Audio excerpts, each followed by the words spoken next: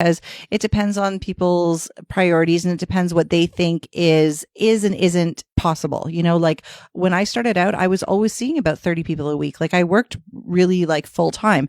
Mark was at one point doing like 16 half-hour treatments a day, and we both worked 5-6 days a week. So when you're working that many hours, and like you said, you get paid really well, I was making awesome fucking money when I worked full time. I mean, I work and even now I work part time, and sometimes I scratch my head the same way. I'm thinking, why do people think you can't make a good living doing this? Part time, I do all right. Yeah. You know, like even only seeing 10, 15 people a week, I do all right. I don't get it. I want to know what someone is doing or what they're not doing or whatever it's got to be their business setup. Either they're paying too much for rent, like they're paying too much to the clinic, they're not charging enough, or like you said, they're only seeing maybe, 3 people a day, 4 days a week. Like they're just not filling themselves up. But even then, like I have weeks where like I'm just starting back after a month off because yay COVID.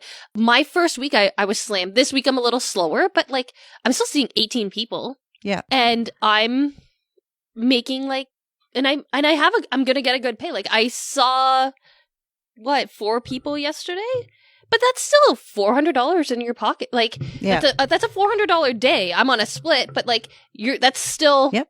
No, and that's the point that we're making is like you can do really, really well in this career if you want to. It's that mindset of you can't make a lot of money. And I think it's, it's drilled into some therapists, either by their instructors, by other people in the industry. It's like when I was in school and I would always hear like, oh, in this career, you don't make it past 5 years. Yeah. I've been a therapist for 10 years and I don't see myself stopping anytime soon. I even just saw one of these posts on Facebook. Like someone was asking about, because they're a student in their business class and they haven't started their business class yet. And they're asking questions like, oh, give me some information about things like splits and caps and blah, blah, blah, and renting and not renting. And people were chiming in saying like, you should really cover all that stuff in your business class at school, but this is kind of the lowdown. This is the type of money you can make, or this is the type of thing to expect. And then there's a couple people that chimed in like, don't do it. This was the worst decision I ever made becoming a massage therapist. You can't make money at it. And then so many other people were like, well, you actually can. And then it was branching off like, don't do this. Go do manual osteopathic practitioner instead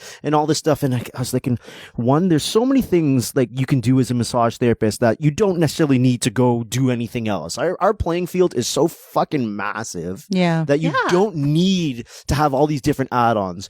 But then I like that there was a whole bunch of people that chimed in like, no, you can actually do really well at this if you want to. The key thing is if you want to, or if you have the know-how to do so. And if you don't have the know-how, like anything else that you don't know how to do, go get fucking help doing it if you want it. Yeah.